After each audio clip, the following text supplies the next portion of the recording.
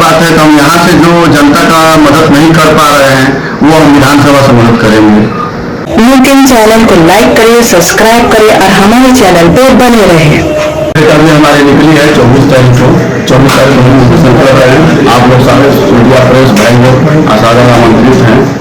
नमस्ते, प्रणाम, मैं भी दिवाली गुप्ता और आप देख रहे हैं लेकिन में आपका स्वागत है। साहिबगंज जिला परिषद उपाध्यक्ष सुनील यादव ने राजमहल विधानसभा सीट से निर्दलीय प्रत्याशी के रूप में चुनावी मैदान में कूदने का ऐलान किया है।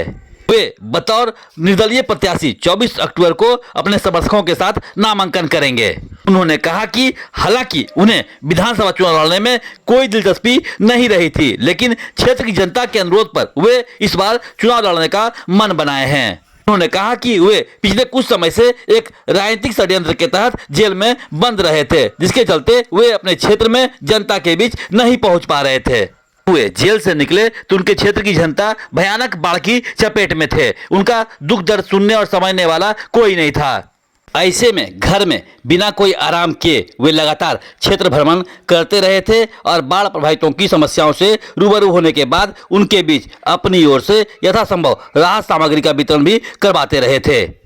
वे बाढ़ प्रभावितों की समस्याओं से रूबरू हो रहे थे। उसी दौरान क्षेत्र की जनता उनसे लगातार आग्रह कर रही थी कि वे विधानसभा चुनाव लड़ें, ताकि क्षेत्र का प्रतिनिधि बनकर वे उनकी आवाज को सरकार तक सीधे पहुंचा सके।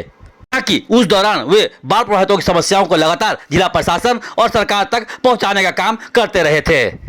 इधर झारखंड में विधानसभा चुनाव का बिगुल फूके जाने के बाद से ही सत्ता के राजनीतिक गलियारे में राजमहल विधानसभा सीट पर विभिन्न दलों के प्रत्याशियों को लेकर चर्चा का बाजार धीरे धीरे गर्म होता जा रहा है। अलग झारखंड राज्य के गठन होने के बाद से आमतौर पर राजमहल विधानसभा सीट पर भाजपा का वर्चस्व रहा है। वहीं इन चुनाव में समय समय पर भाजपा को झामुमो और कांग्रेस के गठबंधन दलों की ओर से चुनौती मिलती रही है।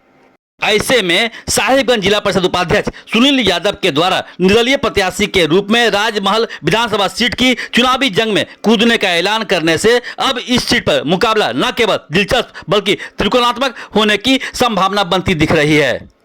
और जिला परिषद उपाध्यक्ष सुनील यादव जिला परिषद चुनाव में लगातार 2 टर्म से अपनी जीत दर्ज कराते आ रहे हैं, तो वहीं दूसरी ओर भाजपा प्रत्याशी सह सिटिंग विधायक अनंत ओझा भी 2 बार से राजमहल विधानसभा सीट पर अपना परचम लहराते रहे हैं। ऐसे में दोनों प्रत्याशी पहली बार जीत का हैट्रिक लगाने के लिए चुनावी जंग में आमने सामने होंगे।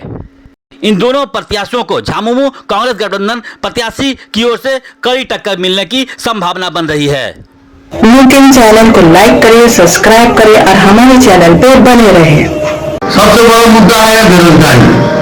हम बेरोजगारी दूर करेंगे। इसके लिए हमको जो भी जहां में जैसे भी करना हो करेंगे, लेकिन बेरोजगारी दूर करेंगे। सफर तो वाकई में ही बहुत बड़ा है। तैरने के बाद समझ में आता है। पोखर का मछली समुद्र में जाती है तब समझ में आता है। एक्चुअली हम समुद्र में पहले से घूम रहे हैं, तो हमको लिए छोटा ही सफर है। लेकिन चैनल को लाइक करिए, सब्सक्राइब करिए और हमारे चैनल पर बने रहिए। जीत तो निश्चित है। भाजपा और जमीन प्रत्याशी का बात बतिया रहे हैं, तो जनता तय करती है किसकी जीत है किसकी नहीं। जनता हमको बुलाई है, हम जनता के बुलाव आ रहे हैं। कितना प्रतिशत जीत को आप अपना सुनिश्चित मानते हैं? 100%। आज के लिए बस इतना ही। मिलते हैं कुछ और नई खबरों के साथ। तब तक के लिए नमस्कार। प्लीज सपोर्ट करो for the life. Thank you so much. I love you all.